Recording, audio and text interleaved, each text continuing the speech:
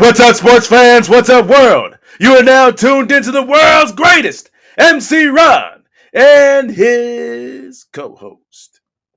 It's Zen on Ken. And we are keeping it 10 toes down. We are the sports podcast that always keeps it real about sports talk. And once again, we are in the month of October. And this, once again, is the greatest month for American professional sports because all four major sports are being played simultaneously, and basketball season has officially kicked off. I don't give a crap about the preseason. Opening night happened just last night. Oh my God, we saw a record of a game tying record of threes being shot by the Boston Celtics. We saw the Lakers, and we saw Bronny and LeBron making history, being the first. But we gonna get to all of that just a little bit later, all right? A little bit later, because overall, football season is still in effect. It is still going on because because we in the fall and winter months, people, which means what's on the mind on everybody's mind first is always football. So, week 7 just got in the books. All right. So we want to start talking about these games. Let's go ahead and start with your Ravens beating up and down the Bucks, even though I understand they scored a few touchdowns in garbage time, but helped my fantasy team. But that score was 41-10. I don't care about no 41-31. Nah, bro.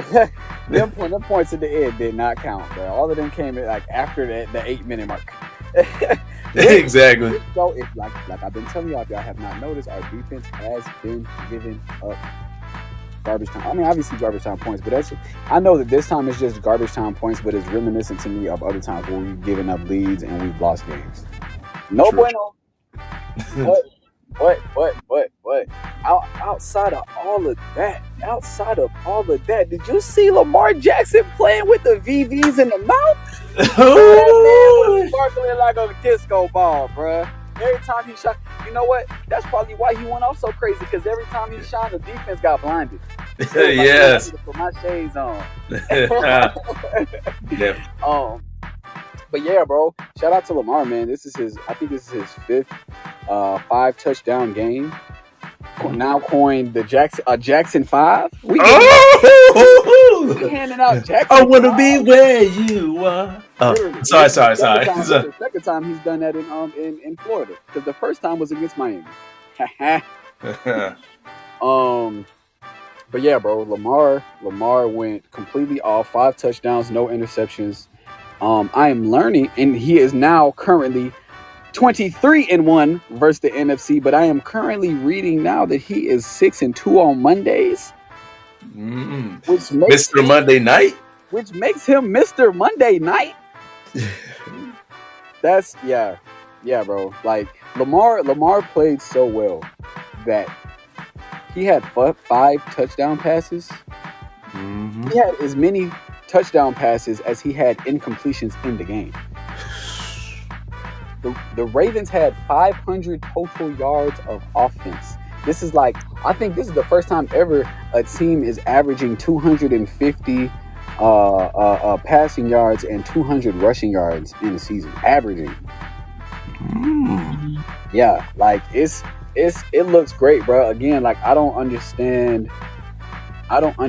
how you beat Lamar Jackson. How do you prepare for Derrick Henry? How do you prepare for Lamar Jackson just to get beat up by Derrick Henry, only for Lamar to turn around and do a magic play and throw it 80 yards down the field to a wide open? I think the reason why the defense is so wide open, not only because Todd Monken is doing his beautiful masterwork, but like you have so much to look for. Like most time, Derrick Henry in Tennessee, they are stacking the boxes. You stop him there, he's still gonna get through, but you know what I'm saying? That's the game plan, stack the box. But you can't stack the box against Derrick Henry and Lamar Jackson, because if you key in on Derrick Henry, Lamar Jackson gonna take it the other way and run it all the way down the field. And then if you stop both of them, Lamar Jackson clearly has the arm talent and the QB capacity, as he keeps showing y'all. MVP Lamar, Mr. Monday Night, that he can pass it on y'all. And the defenses are so. I see the secondaries in the middle of the field so wide open, bro, because everybody's so close to the line of scrimmage. I don't know how you stop it, but the thing right now that is irking me is we are getting in our own way with these penalties, bro. We had like 9 penalties this game, and most of the time I see us getting penalties is always on Stanley or Isaiah Likely. I love you, Isaiah, but you're gonna have to tighten up, my boy. But shout out to the defense too, man. What's his name? Marlon Humphrey picked off Baker Mayfield 2 times in 3 plays. Ain't that crazy?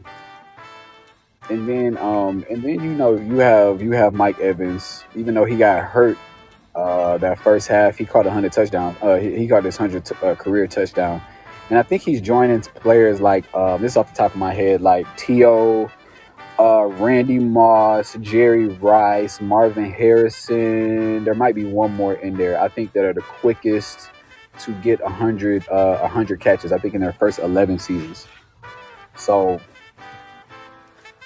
great on the Ravens. The Bucks did good, but now that Godwin is in and out of injury. Mike Evans gonna be out for a little minute. So Falcons rise up.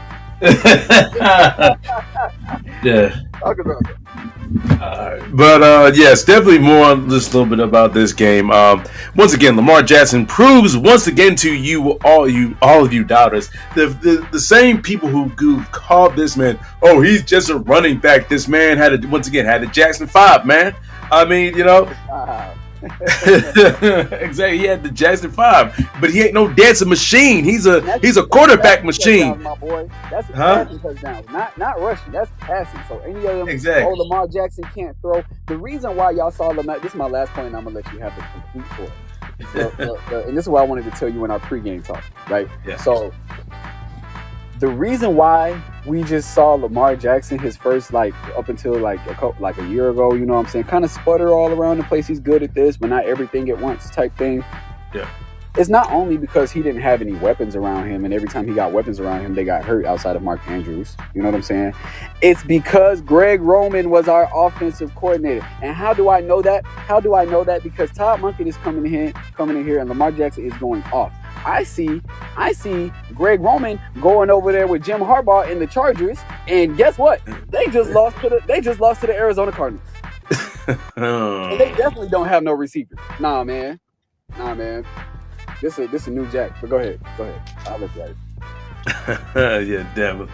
But yeah, definitely big shout out to Lamar Jackson. Also shout out to Baker Mayfield for still putting up those stats in garbage time, because it still helped my fantasy team. Got me about 27 points. My team won, but Lamar Jackson made me lose. But my dude literally had to beat me by like 35 points to Lamar Jackson. I'm like, come on, man. But yeah, I just got to give a shout. Still got to get a shout out to Baker Mayfield for helping my fantasy team still win. 27 points, even though really, the Ravens pretty much shut down the Bucs offense. Once again, a lot of those points were scored in garbage time. Y'all got the onside kick and all of that. They got the onside kick and all that. And y'all really need to, because there's only been 2 successful onside kicks, and both of them happened to your Ravens. Y'all might want to have to talk to your specialist. The last time, I think in 2015, the year after we won the Super Bowl, we completely missed the playoffs. But it was not, we had the best offense and the best defense in the league. Do you know why we missed the playoffs? We had the very bottom special teams. People was running kick returns on us left and right. Specialty punt returns, these onside kicks. So hopefully this is not reminiscent. But again, the Ravens win the Super Bowl every 12 years. So hey, I 12 you. Yeah, but I mean, and even you mentioned with Derrick Henry. Derrick Henry had 15 carries for 169 yards. And now you may think like, why didn't Derrick Henry run the ball a little bit more? Why didn't they run the ball a little bit more with Derrick Henry? I understand that most of those yards came really in the fourth quarter, like late third quarter, and in the fourth, and then in the fourth quarter. Most because for the majority of for the early part of the game, first second quarter, and part of the third quarter, the Bucks defense was actually stopping the Ravens running game, and it's just not really stopping it, but like holding it enough in check. Let's just say that they were doing really good the first like couple drives too. I think we were down 10-0. I was like, yeah, gonna be wrong. Yeah. So, but the thing is, what do we know about Derrick Henry? Even if you stop him early, they're still going to pound that. They're still going to pound that 250-pound, 6'2", 250-pound running back, and eventually that speed and power eventually wears down a defense, especially if the Ravens are allowed to stay on the field. All right, so eventually you end up getting ran down. Derrick Henry ended up breaking that big 80-yard run, and once again, floodgates open. But overall, for the Ravens offense, like we just said, this was all about Lamar Jackson. This is once again showing you that he actually is, and this is the reason why so far he is the MVP front runner, with a close second being a Jared Goff. All right, watch now. All right, people have been sleeping on Jared Goff. Don't sleep on this man. But week 3, Jared Goff, not Jared Goff, your boy Josh Allen was leading. MVP votes. He might be up there too. Top 3. I would put Josh Allen, like, once again, and you know me, how big of a Josh Allen fan I am, but I'm slotting Josh Allen at number 3. Give me at number 2, give me Jared Goff at number 1. Once again, Lamar Jackson right now playing like the best quarterback in the league. Best football player in the league, man. But yeah, and once again, people are like, how can you say that? It's Patrick. What about Patrick? Patrick Mahomes has not been playing like the best quarterback in the league. I am sorry. All right, I don't know how he's, but anyway. But yeah, give all respects to Lamar Jackson, showing that he is a quarterback in this league, and he's playing like the best quarterback. And even if you wanted to say Jared Goff, no, I'll allow it. But Jared Goff, once again, I'm putting Jared Goff close, but give me a Lamar Jackson. Give me Lamar Jackson over him. But yes, Lamar Jackson is playing like he is the best quarterback in the league, and right now he's the front runner to win his 3rd MVP. Going back to back, he's trying to be like Steph Curry in 2015, 2016, and like LeBron James 2013, 2014. But anyway, 2012, 2013. But anyway, but yeah, just that's been pretty much it. I really had to say, because you pretty much mentioned everything else. Also, one thing. Rashad Bateman, wide receiver 1, baby. I was texting you through the game. Yeah, but you know what's crazy? We wanted him to be a wide receiver 1. Yeah, that's it. But he wanted to play like a wide receiver 2. But hey, I think, what was it? Zay Flowers, I think he got hurt in this game. I know he got hurt, but I know he still played. But the wide receiver 1 in this game was Rashad Bateman. Shout out to him. He made a couple big catches, especially with that touchdown catch as well. But let's go ahead and talk about the Sunday night game. The Steelers. I got this. This is the first Sunday night game I got wrong so far this season. First one, I guess the first one in a while too. The Steelers beating the Jets. So KJ, how did you feel about watching this one? I only picked the Jets. I'm high on the Steelers this year, not regardless of their quarterback, but especially if they have Justin Fields. But I only picked the Steelers in because I only picked the Jets because the Steelers were starting Russell Wilson. So I was like, okay, the Jets have been playing.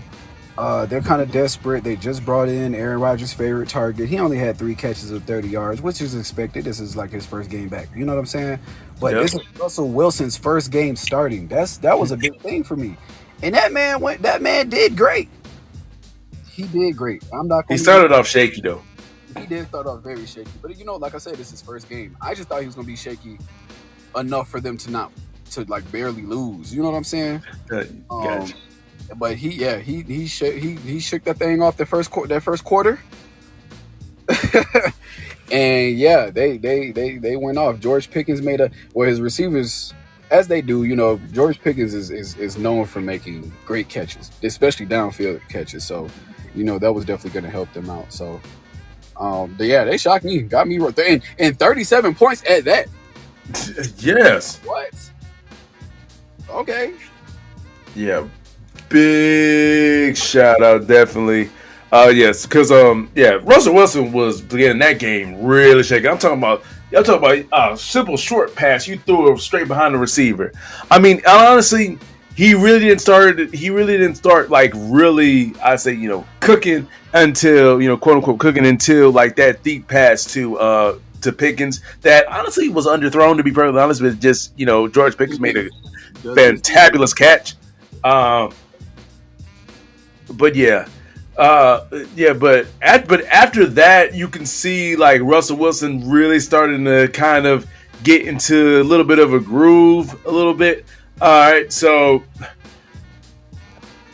Russ went from looking completely washed to, hey, he's kind of adequate. I'm not gonna say, hey, he's the Russell Wilson of Seattle. Russell Wilson. I ain't ready to say that yet. All right, I gotta still see more. All right, and plus, once again, this is the first game.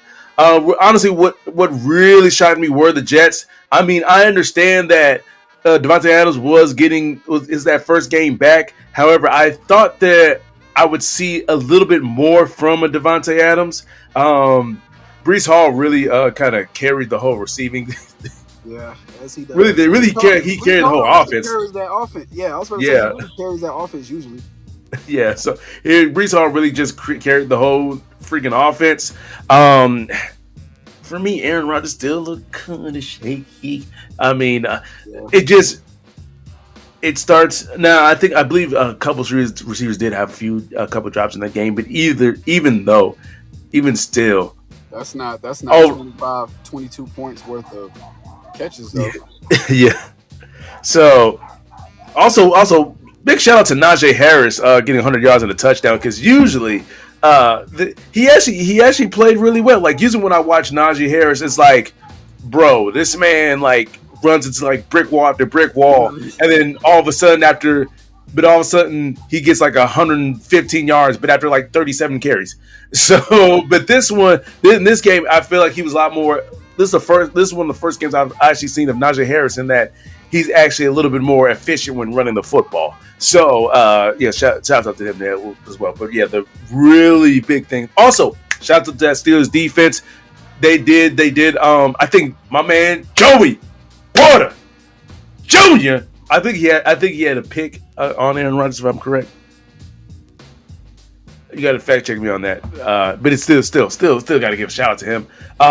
This was also the first game that I believe, first time in a few games that Pittsburgh Steelers had Alex Highsmith back. Now, I know probably a lot of casual fans don't know, Alex Highsmith, but he's really the reason why. Well, not the reason why, but he's a big help to a TJ Watt. Like he's with him, Cam Hayward in the middle of that defensive line, and plus you got what I said, yeah, TJ Watt, Highsmith, and Cam Hayward. That defensive line they can dominate football games single-handedly.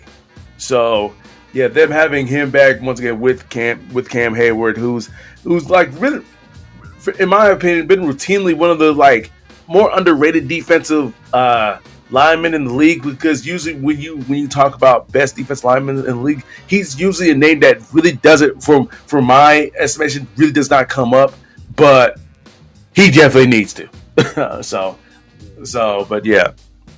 yeah, that's all. To get your fact check, Joey Porter Jr. did not have an interception, but I forgot to mention the person who did have interceptions this game. Yeah, was Beanie Bishop Jr. He Ah, picked off Aaron Rodgers twice. I watched it. I can't remember the two plays, but I remember he picked him off twice. And I was like, oh, he got his number. Yeah. Beanie was doing his thing this game. yeah. So yeah, that's what. I'm sorry. Thank you for checking me. But still, shout out to Joey Porter Jr., Penn State product, baby, all day. But yeah, that's basically it from this game. Hopefully the Jets can shake back, and hopefully we could see a little bit more from Russell, even better from Russell Wilson. The last game we really want to talk about is the Super Bowl rematch. Super Bowl rematch is the Chiefs beat the 49ers once again. KJ, what about this game, man?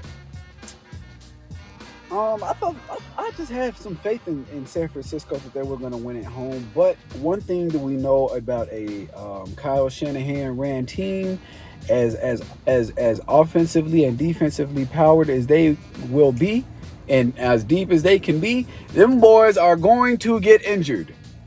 All of them.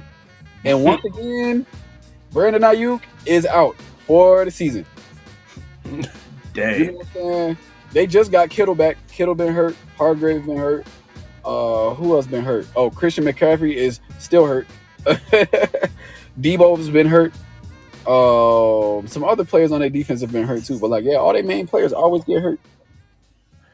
And I'm watching Brock Purdy play like I thought he would. He's sailing some passes. Some of them passes go for interceptions. And then you have, the Chiefs, who have that stout defense, that Super Bowl pedigree, and regardless of if, you know what I'm saying, they have weapons or not, Patrick Mahomes gonna do it for them.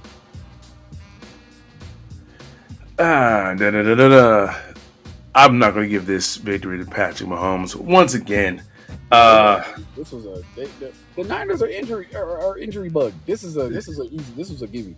So they should have won this game. Although Patrick Mahomes there was one with this man Patrick Mahomes.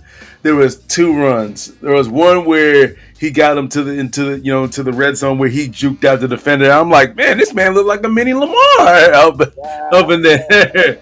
And I was like, but like once again, I was like, man, if this was Lamar, he would have scored. Then there was another one where this man truck sticked a defender going into the end zone for a touch, and I forgot who was it that he truck sticked? I forgot who it was, but he put that shoulder down. Now, I personally, when I think of a hit stick, I think of people flying. I ain't really think that was a truck. I think the defender just ran into a brick wall. Nah, man, don't save him. Don't save him, man. He got truck sticked by Patrick Mahomes. He learned that Patrick Mahomes. The bad part, it's not the fact that you got truck stick. Everybody get truck stick in the league. You got truck stick by Patrick Mahomes. Like, that ain't supposed to happen. Like, you supposed to get truck sticked by like a Derrick Henry. That's like, all right, you still got embarrassed, but like, it's Derrick Henry. But like Patrick Mahomes, but hey, Patrick Mahomes is like what, 6'3", 6'4", like 220, 230. I mean, he ain't 25. Huh? 6'2", 6'2". I mean, so he pretty big. He ain't no Jaden Daniels, all right? He ain't no skinny, he got some weight on him, all right? He got some weight. I'm gonna say he 230, all right? He look a little bit heavier than 225, all right? He's a little heavy in the legs for sure. Yeah, so I mean, so it ain't good. Like, there's a reason why people have a hard time tackling him, So I'm just saying, he was a dual threat coming out of high school. He was listed as a dual threat quarterback. So I'm just saying, it's running like a bad 6-year-old. Exactly. So but yes, Patrick Mahomes did have some good plays, especially with his legs. Like, honestly, he played like a running back, to be perfectly honest. Y'all want to talk about Lamar Jackson, but anyway, let's dinking and dunking. Yeah, but yeah, this was this was a total Chiefs victory.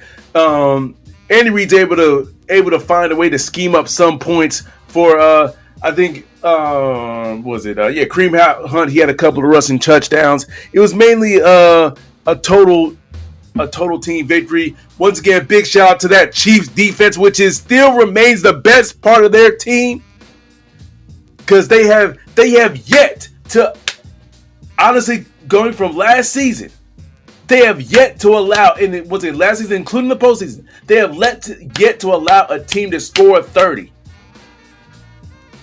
They have yet. Actually, I think they have not allowed a team to score above 25 points. Yeah, the Bengals got 25. We got 20, and then the next is 17, and you got a bunch of 10s. Well, no, the Niners score 18, so the next is 18. But Yeah. So and then you have to play, the Raiders, no offense. The Buccaneers, hurt receivers. The Broncos, they're not scoring 30. So yeah, I mean, big shout out to that defense because they have allowed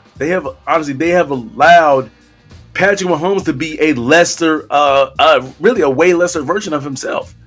Like, we know this guy going for 5,000 yards and 50 touchdowns, but because of that defense has now ascended to a place where now it is elite. Because and I'm sick and tired of the Chiefs defense not getting the respect it deserves. Like, they have literally been elite. Sending back to last season, and then even in the season before that, prior when they beat the Eagles in the Super Bowl, even though I have said that the Chiefs defense was the underrated part of their team. Though in that Super Bowl against the Eagles, I know they didn't play like an underrated part of their team, even though they did have a big, scoop and score touchdown. But still, overall, the Chiefs defense, once again, that Chiefs defense has really been really good. But and last season they were elite. This year they continue to be elite.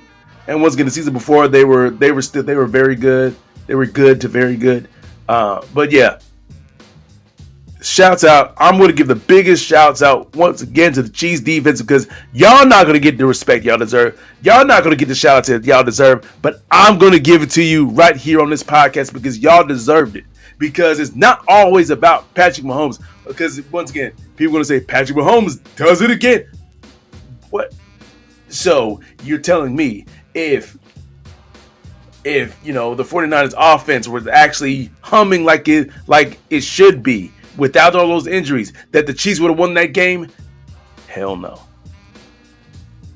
But yeah, really, honestly, the Chiefs did good. They don't have any, weapons like that really. But help is on the way because they just made a trade for DeAndre Hopkins. So the days of Patrick Mahomes throwing for 154 yards and 2 interceptions and no touchdowns is gone. He might throw an interception, but he's going to throw more touchdowns than he throws interceptions. I was just wanting to know, though, also in that game, he did overthrow Xavier Worthy for a touchdown. But anyway, but yes, he did this. The Chiefs did. Yeah, let's talk a little bit about that. The Chiefs getting DeAndre Hopkins. Now, at this point, we have to ask the question: is DeAndre / Nuke Hopkins? Is he more name at this point? Because he's been on the Titans, and this season he really hadn't doing nothing. But however, that might be due to the quarterback play because you do have Will Levis and you have Mason Rudolph. However, who did he have when he was making all those outside of before Deshaun Watson? Who did DeAndre Hopkins have throwing him the ball then when he was being an All-Pro before Deshaun Watson? But see, that was before. That was when that was when Hopkins was like less injured and everything like that. Now he's older. He's he's had a couple injuries under his belt. I think he's 32.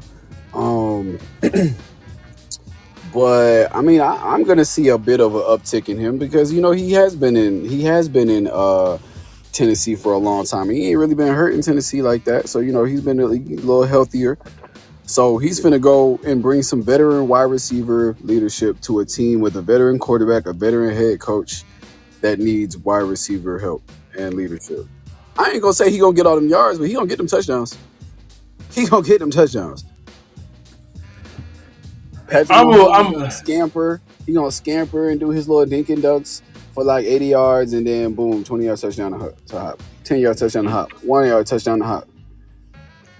Okay, so you're saying that he's gonna be more of a red zone threat, like Oh yes, oh yes. Oh, I don't expect him to go down the field and get 80-yard touchdowns no more. He probably can still do that, but I don't expect that no more. But you know what hasn't been injured? Them hands. Them hands are perfectly fine. And if anything I learned from Larry Fitzgerald, it don't matter how old you are, as long as them hands work and them feet move, a wide receiver can score a touchdown. And that's what Nuke gonna do. He's gonna be more of a red zone.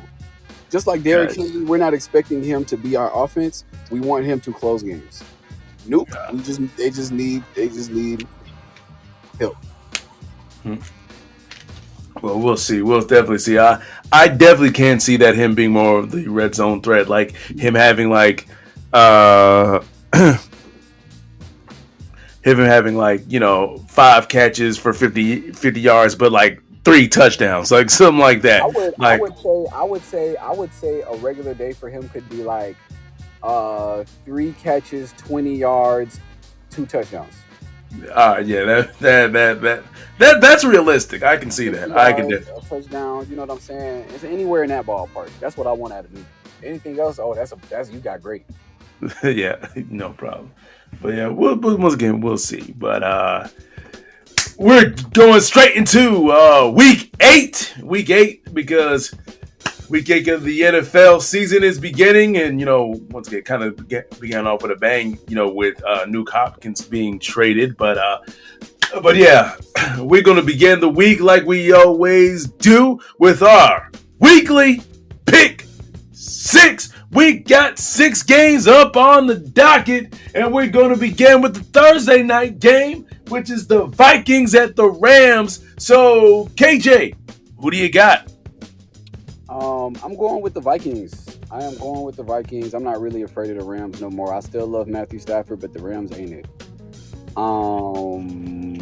Cooper Kupp probably still hurt. Oh no, he's not still hurt, but the Vikings are 5-1. The Rams are 2-4.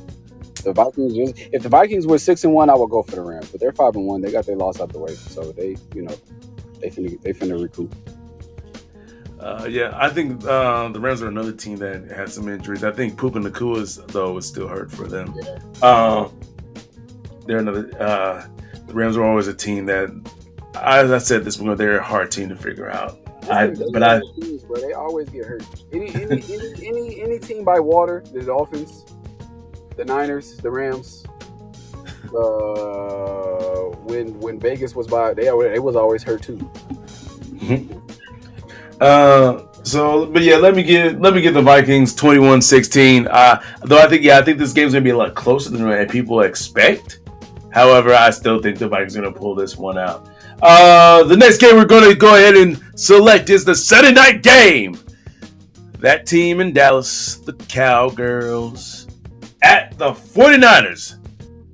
KJ, who you got?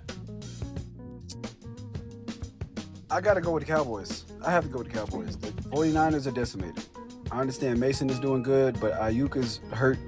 That's really y'all number 1 receiver. Y'all don't really have any other receivers. So Dallas is not great, but I just think CeeDee Lamb is gonna be the deciding factor in this game. They have more weapon power, offensive power, if that makes sense, even though they have less weapons.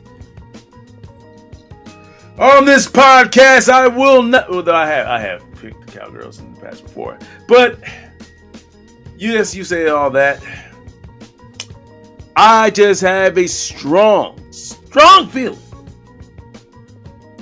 that the 49ers will find a way to win, and the Cowgirls will find a way to ruin this. However, the Cowgirls have played better this season on the road, better than at home, because at home I think they're 0-3.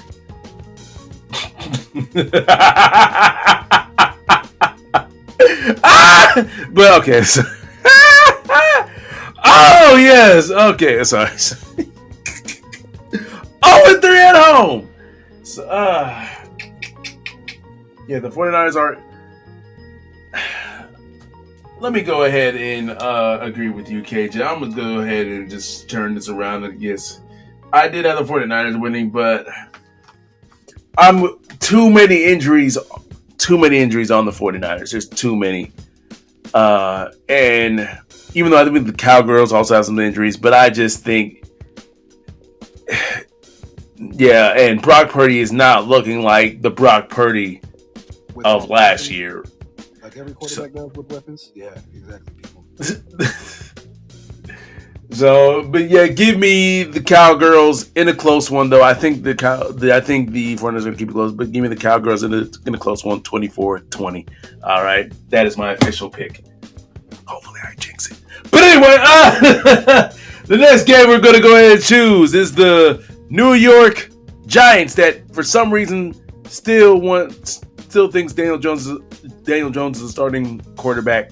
No, actually, no. He's probably, but anyway, at the Steelers, KJ, who you got? Pittsburgh. Russell Wilson about to carve them boys up. The Giants defense is straight, but their offense is putrid. The Pittsburgh Steelers, bro, they finna look like the steel curtain of old versus the Giants. Let me tell y'all. Give me the Steelers. I think this is a game where the Steelers will pull away at the end, 27-17. I think the Giants might keep it relatively close, even though I understand their offense is, but I think the Giants' defense is a lot better than people give it credit for. But I think because they have to be on the field a lot because their offense is putrid, it makes their defense look worse. But yeah, give me the Steelers though. 27-17. The next game we're going to choose is the Bills, which now has a new number one wide receiver who employs my MVP, Josh Allen, at the Seahawks. KJ, who you got? It was funny because I saw the clip where that brand new coop up there in Buffalo. He was like, hey, he was asking the rookie Keon Coleman during the play. He was like, hey, bro, what route do I run?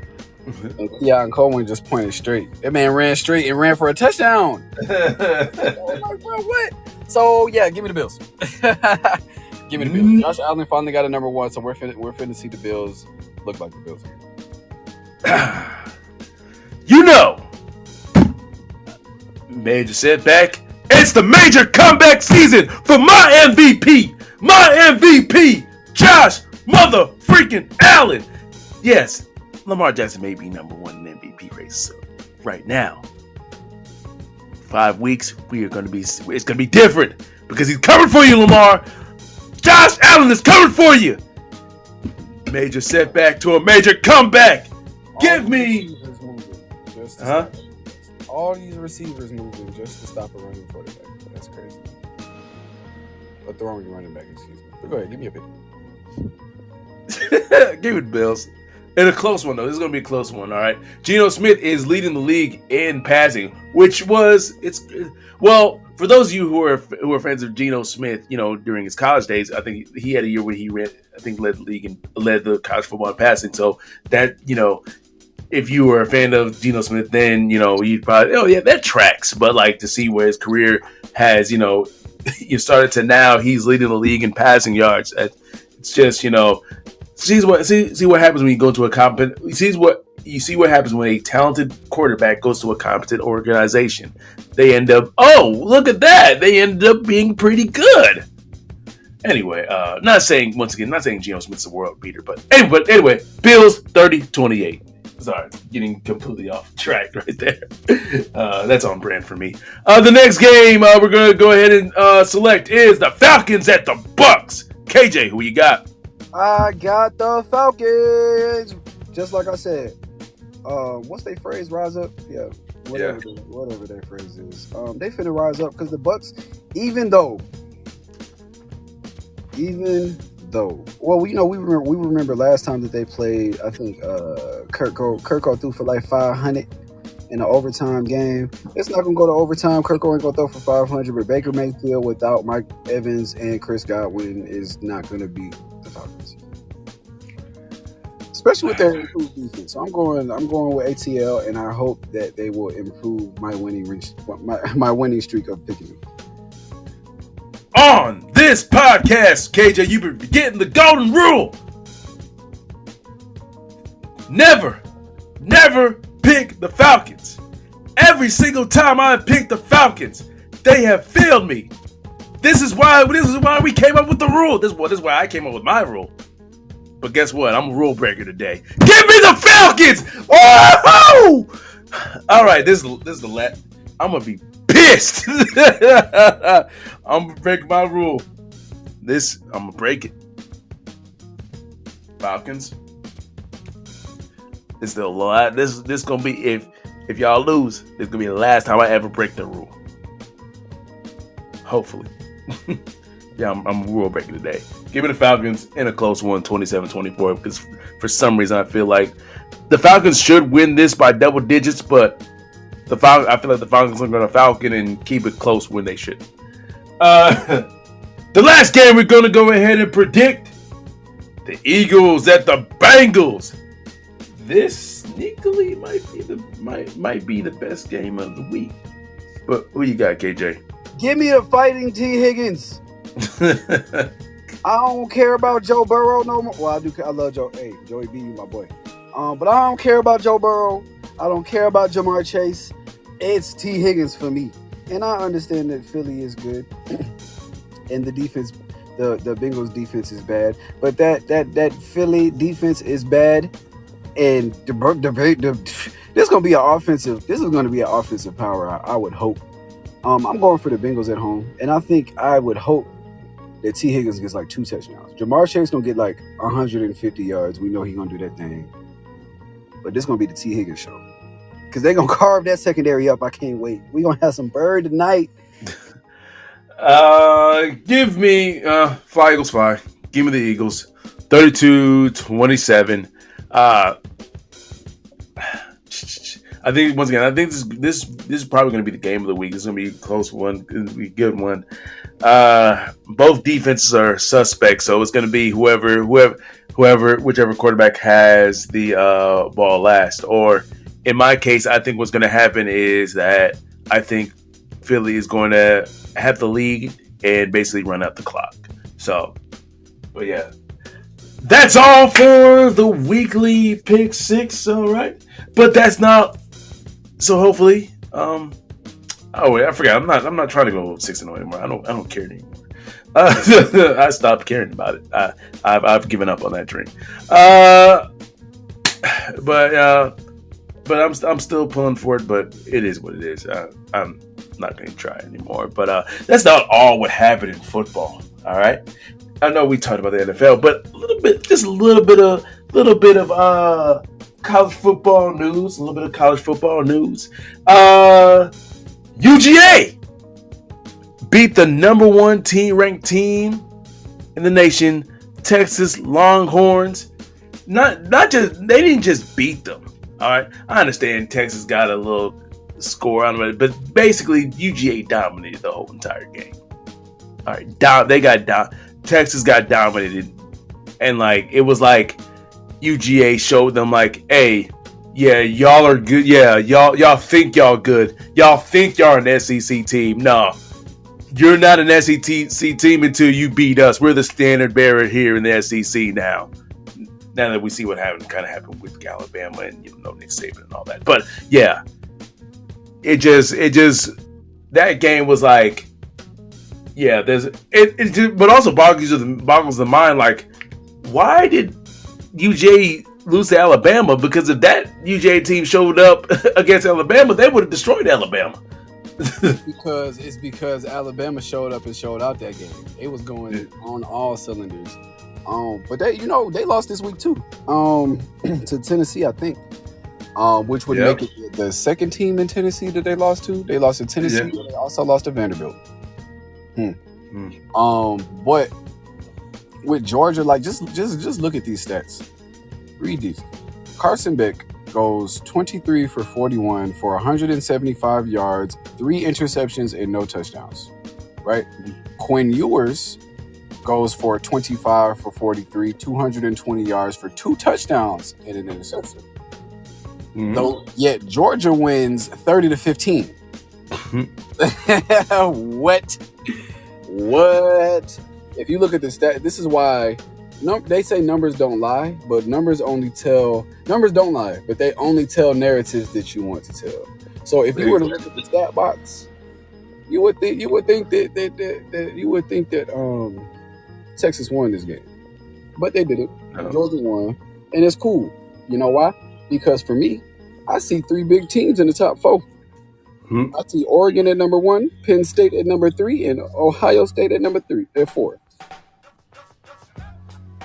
So hey, thank you, Georgia. I personally like Texas in the SEC. Personally, but hey. But I would say the reason why they won this game was definitely their running game. Trevor Etienne scoring 3 rushing touchdowns. Oh yeah, but yeah, Carson Beck. They need Carson Beck to play a little bit better in big games, because I mean, even in the Alabama game, even though he played better in the second half, but in the first half he was completely shaky. And honestly, if they didn't have that shaky first half from Carson Beck, and Georgia overall didn't have that shaky first half, they would have beaten Alabama, to be perfectly honest. They would have beaten Alabama going away. Yeah, but like you said, Big Ten prominence, baby. Big Ten prominence in the top 5, especially in the top 4. And my Penn State Nittany Lions, we number 3. We go at Wisconsin, which is, I believe, Wisconsin's right now. I think they're 5-1 or 5-2. It's a trap game, because next week after we go against Ohio State. Let's not fall for the trap. That's the only thing I have to say, Penn State. Don't fall for the trap. Please don't fall for the trap. Don't just sleepwalk through Wisconsin, please. Because if we do that, we're going to lose. Let's not sleepwalk through Wisconsin. Let's take them seriously. Let's focus on this game, and then focus on the Ohio State game. Let's not look ahead, please. But yeah, that's all. Huh? You know what, though? Now that I'm looking at these rankings, you know what team I don't see in the top 25? Top 25? Top 25? Yeah. I see Vanderbilt in there. I don't see Michigan. What is going on? The hangover, man. The hangover. That's all. That's what's going on. Just please, football gods, send us Tom Brady 2.0. Y'all need to send us another McCarthy. Yeah, y'all need to recruit a quarterback or find them one in the transfer portal. Son, I don't care. Somebody. Yeah, definitely. But yeah, that's all for the football talks. Because yesterday, the NBA season, once again, I talked about this at the beginning of the podcast. I told you I was bringing it back. It was the opening night of the NBA season 2024-25. Oh my God, we saw the Celtics just destroy the Knicks, hitting a record, tying a record 29 threes. Like in the fourth quarter, they literally spent the last 10 minutes of 8 minutes of the fourth quarter trying to break that record, and they missed every single 3-point shot. It was I'm like, bro, how do you? And the thing is, they had open threes too. They were by the way, they trashed the Knicks. Once again,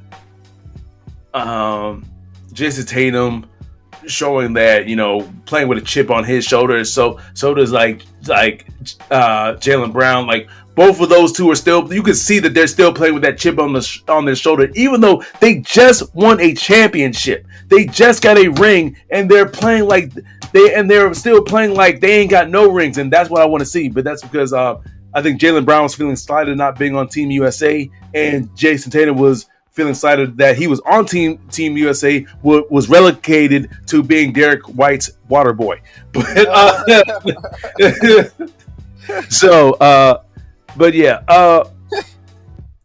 they were not only that, he also did not. I don't know if I heard you say this, but he also did not win Finals MVP. Yeah, he also didn't fit in my Finals. That was Jaylen Brown, but they were both playing like they had some major chips on their shoulders, and that could only bode well for the Celtics. Honestly, the Celtics, just off the once we all know, it was just the first game.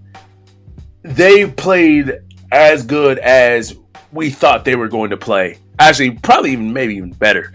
Honestly, I'm gonna say even better. Shoot. Huh? 132 points, absolutely.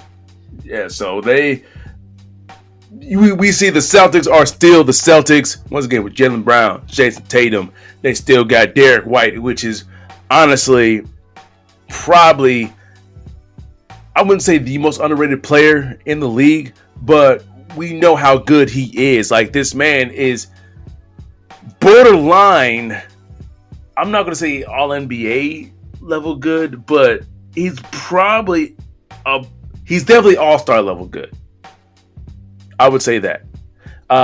Once again, Drew Holiday, who definitely is a former all-star, and who definitely is an all-star, who, in my opinion, is still all-star level good. Al Horford, and then you got the bench coming. You got Peyton Pritchard.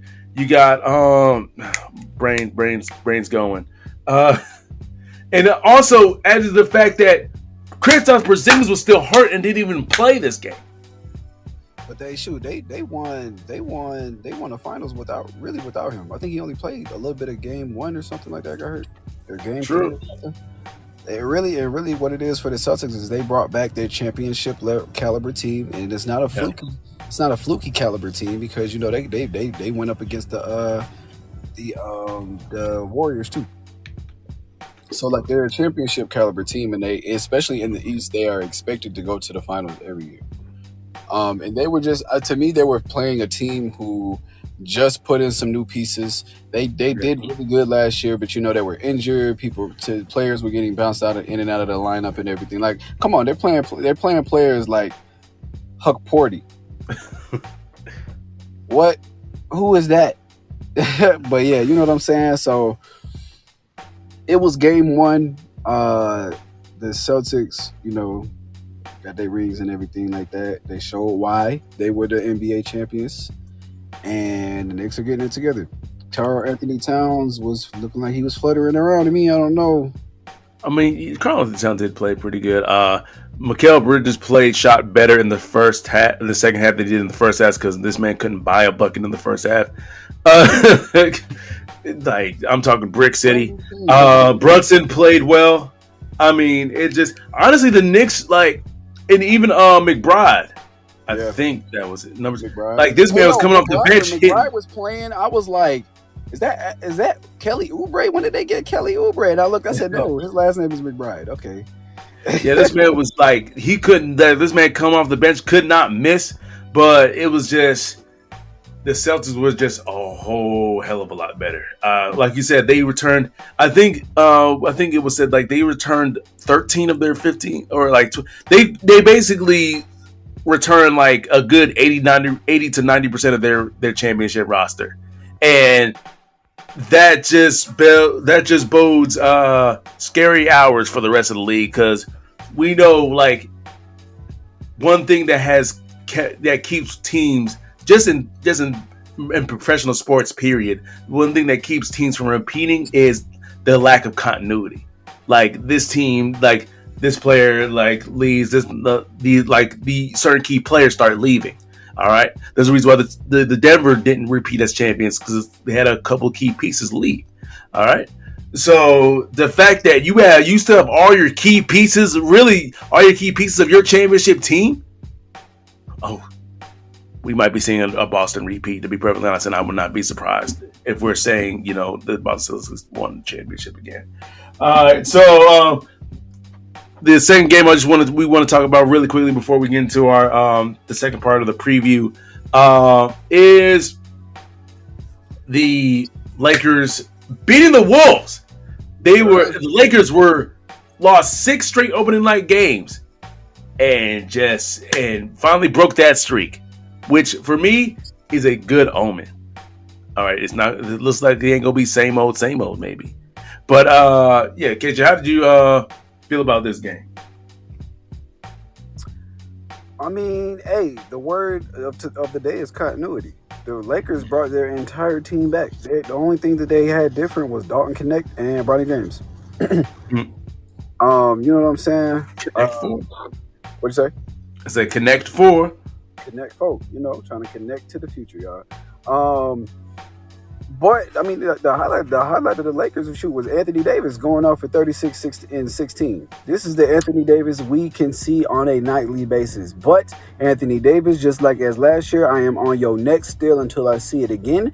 Because I swear for God, if you came last night and gave a 36 and 16 and turn around and give 11 and 6, I'll say, boy, I'm gonna smack you in your kneecaps. I promise. I mean, we know with the Lakers, the main thing is that Anthony Davis needs to be the best player on the team, not LeBron James. LeBron James is in a mode where he needs to be the second best player. All right, where he's more. Yes, or even third, where he's being more of the point guard, being more of the facilitator. And that's the role that's the role that LeBron James really wants to be in. All right, but yeah, if Anthony Davis is the best player on the Lakers this season, and I'm talking both on the offense and the defensive end, because we know Anthony Davis can. We know he can be the best player, like once again, on both sides of the ball on this team. I have seen it with my own two eyes of him dominating defensively and offensively with these very two eyes. Not just on a one occasion, not just on a second occasion, on multiple occasions. But it needs to happen consistently. All right, not just for this game, and then I'm gonna be average. I'm gonna be average Anthony Davis for like 3-4 games, and then okay, I'm gonna actually be the best player on the team for like these 2 game stretch, and then I'm gonna go back for this 3 game stretch. No, no. You need Anthony Davis. I need that. The Lakers need you to be the best player on that team, period. Because if you are not, the Lakers, I still say the Lakers are not going to win the championship. The Lakers are not. And you're not going to get past the Nuggets. That's it.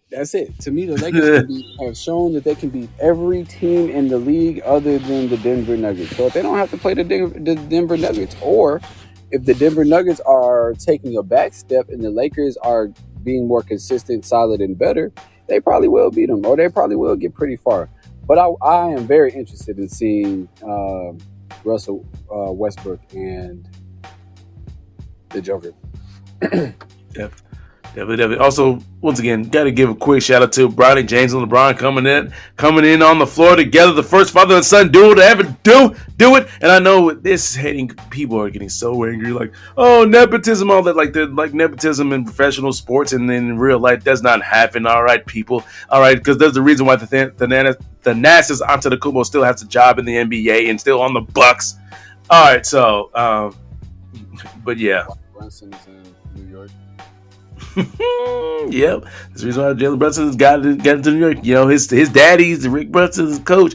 I mean, like, come on, like we're y'all getting mad. The reason why people are mad about Bronny, people are like, oh, he's a waste of a roster spot. Why did he get drafted? First of all, we have said that he was drafted 55th overall. All right, in the second. Wait. If y'all want to get this content, y'all can go back and listen to our previous podcast, where we have already discussed this in totality. I know this is a hot take, so please, y'all, scroll down a little bit, click on that button, and find out why we feel like Bronny James. What we think about Bronny James. Yeah, you're right. You got to keep it up. Thank you for keeping me on the. Sorry, because you know me, I get, but yeah, so. Let's go ahead and get into the second part of our NBA preview, where we do the predictions of all the award winners, all the important award winners. All right. Oh, we didn't add 6 Man of the Year, but anyway.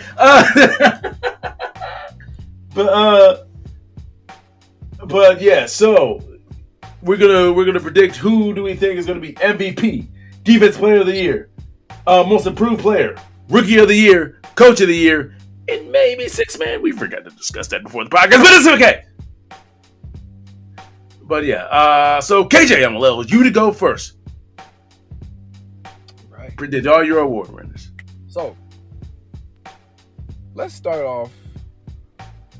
I'm gonna go ahead and start off with the defensive player of the year. Drum roll, please. Well, we kind of need some horns for this one. Don't Frenchmen like horns? Wembanyama. Yeah. Wembanyama is going to be the defensive player of the year. He should have been it last year. Rudy Gobert, you already know you squeak by. That's the last time you will ever even sniff it. Because it's Wemby's for the next 10 years. So hey, that's gonna be my DOP for the next 10 years. True. Coach, also, Wemby, was very great last year. He is going to be astronomically great this year. So therefore, he will also win Most Improved Player. And then we are going to flip around and go to Coach of the Year, whom will be Pop, because Wemby is going to not only be Defensive Player, Most Improved, have MVP votes. They also have Chris Paul, Harrison Barnes, solid players. Pop gonna do his thing. As far as a scoring leader, I'm gonna go ahead and say Luka. I think that's the only award I feel comfortable giving him. And then Rookie of the Year, I'm gonna take Reed Shepherd over Zach Edey. I like Zach Edey, Ja Morant. Him and Ja Morant are gonna they're gonna do their thing. But Zach Edey is a center, and he is not gonna have the ball in his hands nearly as much as Reed Shepherd is going to in Houston. And Reed Shepherd is a shooter. He can do the little pick and roll things. He's an offensive player, so I feel like Rookie of the Year is probably gonna go to him. If Rob Dillingham don't come out and go completely nasty. All right, so my predictions. I'm going to start out with the scoring leader, and then going for Coach of the Year, and I'm going to save MVP for last because always got to save the best for last. Scoring leader, definitely Luka. I'm with you on that. That's the only one I really can see, but with a with maybe an SGA coming in through, maybe even a Giannis Antetokounmpo. People, why Giannis? Like, who knows? Once again, Damian Lillard's still on there. Still on that team. He can provide some space for Giannis, who can get. But yeah, Coach of the Year, give me Jason Kidd. I'm gonna explain in a moment. Rookie of the Year. I labeled it down to 3 people. I really couldn't hammer it down. So I said it was down to Dalton Connect, Rob Dillingham, and Reed Shepherd. I'm gonna say Reed Shepherd. If I had to nail it down to one, Reed Shepherd. But the reason why I say Dalton Connect, because I believe the Lakers it looks like so far, the Lakers might be improved, and they're going to be a playoff team, which means if they're going to be a playoff team,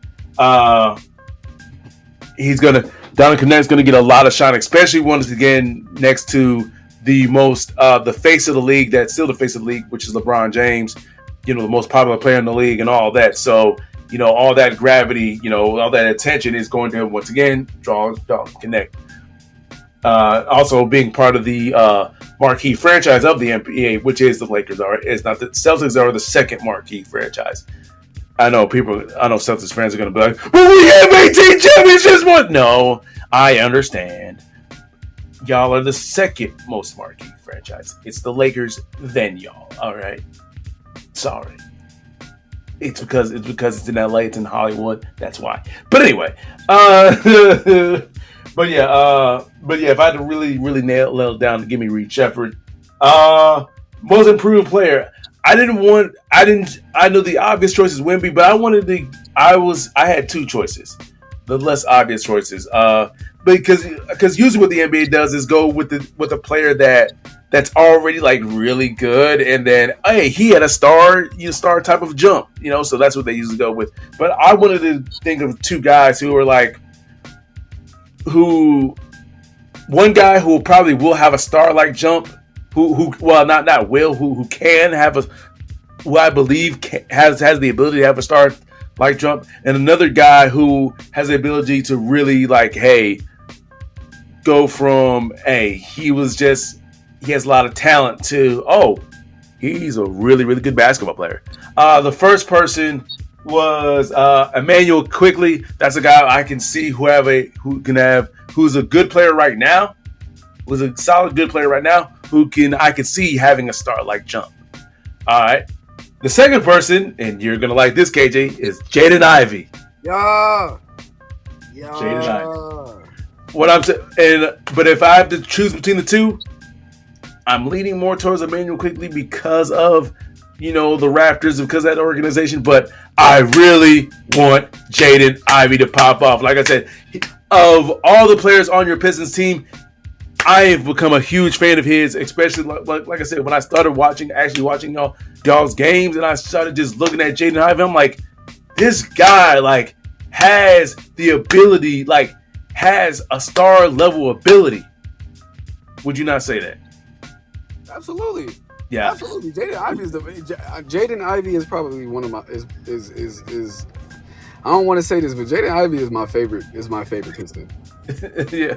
So that's the guy. Most people, you know what? I'm going with Jaden Ivey. I'm sorry. I'm picking with Jaden Ivey because I really, really want him to pop off, and because I really like watching him play. All right. Once again, even though I understand he does not have a jump shot yet, but still, he's fearless. Defensive Player of the Year, Wemby. All right, next. Wemby. Like you said, he's gonna be a favorite for it for the next 10, 15 years. All right. So, and what goes into my MVP? Give me Luka again. And now, remember when I said I'm going to explain why I have Jason Kidd being the coach of the year. I think this is the year where the Dallas Mavericks have the best record in the West. I think this is the year where they have the best record in the West. And usually the best record, best player, best coach. I think it's going to follow along those lines. Think of the Dallas Mavericks in 2007. But was Avery Johnson? I know Avery Johnson was the coach, but was he the coach of the year that year when the Mavs went 67-15 and they had the best? I'm trying to think. I got to look back at that. But I think Avery Johnson did win Coach of the Year. Dirk won MVP and the Mavs had the best record. I think it's going to happen just like that this year for the Mavericks, though. But yeah, with I think SG. Look out for SGA. Look out for SGA. Also, there's one other guy I wanted to give a dark horse candidate to. Who was it? I was about to say Jason Tatum, but no, him and Jaylen Brown always cancel each other out. I'll think. Jalen Brunson. That's who that was my dark horse candidate for MVP. But yeah, that is all my predictions. Anything else you want to add about this NBA season, KJ? Lonzo Ball just scored his first 3 in almost 3 years. Shout out to that man. Oh yeah, he's back in action. Yo, because of you saying that, watch out for the Bulls in the East. I know people are like, what? Remember, Lonzo Ball, people don't realize how important Lonzo Ball was to the Bulls. Now, they did lose Alex Caruso. They wish they had him back. Still had him back. But Lonzo Ball was the most important player on that Bulls team because when he was healthy, he was on that team. They were what? Weren't they a top 3 seed? And then, bam, he got hurt. Everything. The bottom fell out. And they were in free fall. Now they're in this. Now the Bulls are in this. Hey, they're in basically basketball purgatory, just like with my Wizards. Except they're not good enough to be. They're not bad enough to be a high lottery pick, but also not good enough to make it into like the 18 playoffs to make it past the play-in. But I'm excited for this NBA season. I just want to see how everything's gonna shake out. Definitely. But we're gonna wrap this podcast up like we always do with our last second shoutouts. So KJ, who in the sports world do you have to shout out? Hey man, look, I am going to honestly, I got 2 shout outs. I was just gonna go ahead and shout out LeBron and Bronny for becoming the first father duo in NBA history. I love that because some of my favorite athletes of all time, Ken Griffey Jr. and his dad, played baseball, you know what I'm saying, at the same time. So yeah. I think that's really cool. And their name is Ken. My name is Ken. Yeah. I also want to shout out Jameis Winston. Yeah. Yes, he is the starter now. Shout out to that man. But I've been seeing his like clips of him. He's really been taking up for Deshaun Watson, and I'm not gonna lie, he is right. Because when Deshaun Watson snapped his Achilles, the entire stadium was booing Deshaun Watson and saying, I think they were cheering. Well, they were cheering him and saying that like, you deserve it. That's completely distasteful. Excuse me, I got something to do. That's completely distasteful. Like, regardless of how your personal opinion on somebody, that man show up to his job every day. He does what he's supposed to do. He's playing for your team, and at the end of the day, once you strip away all them pads and everything like that, that's a human being. You know what I'm saying? Who just injured themselves. So you don't want to kick a man when he's down. That's not good. That's not good humanity. So Jameis Winston has been standing up for him. You know what I'm saying? Saying kind of similar things like that, and saying he got his back. So shout out to Jameis Winston for being a good teammate, man. I hope you take. Really, Jameis Winston is important to teams because of like his words, his impact of just being there. You know what I'm saying? We seeing that now. So hopefully he had the same impact on the field, and not too much because y'all in my division. Chill out. Shout out to Jameis. No, my shout out. Sadly, what happened in this week is my QB1, Jaden Daniels, got hurt. I'm about to say he got hurt. I know he got hurt, man. But I'm glad we're sending him out. So I got to give a shout out to our backup quarterback, Marcus Mariota, for coming in and playing well, though he started off really shaky because he started off 0-4, and everybody, and I remember me and all of the Commanders fans on the message boards were saying, hey, man, start Sean Hartman, start Jeff Driscoll, start anybody else. Because this man was playing kind of shaky at the end, but then he finally got it together. Especially he had that touchdown drive at the before the end of the half, and then he started looking like okay, you can start. You can play now. You can play. So yeah, shout out to you, Marcus Mariota, for playing well in the absence of Jaden Daniels. I believe Jaden Daniels is still going to be out next week. I'm happy for that. He needs to stay out until he's 100% healthy. We do not want to do the same thing that we did with. Okay, sorry. I'm having RG3 flashbacks. But yeah, shout out to you, Marcus Mariota. We're 5-2, baby. Yay! But that's all the time we have, folks.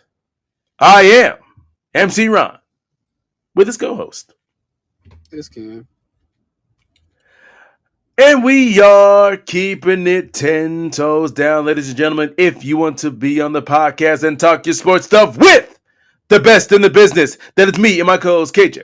All you have to do is one of two things. Either send an email to keepingit10toesdown@gmail.com. That is keepingit10toesdown@gmail.com. Or send us a direct message on Instagram. That is at keepingit10toes. That is at keepingit10toes.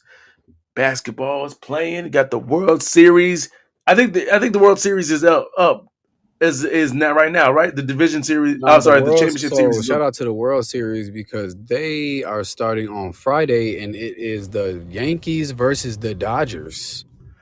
Two of the most historic teams in the MLB.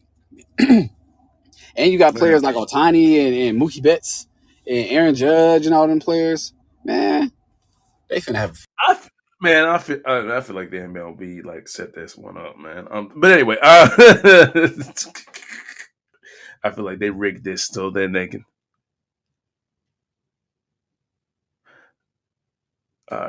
But yeah, that's all we have, folks. You all have a great day, a great night. Enjoy the World Series. Enjoy some basketball, and enjoy enjoy hockey because I believe that season started. I believe whatever. But most importantly, enjoy some college and NFL football. The sun is under my feet and I come in peace to compete. I don't run if you athlete. My statistics go up in weeks and I go visit the nearest creek and I get busy. Yo, mini MC, really ballistic. Anybody can see any assistance. Everybody to see some persistence. Breaking out, I be really too vicious. The permanent beast and the demolition. Breaking up the street, better partition. Better dot your T. Hannibal mention. How the far you see. Putting my dick in the rap industry. Everybody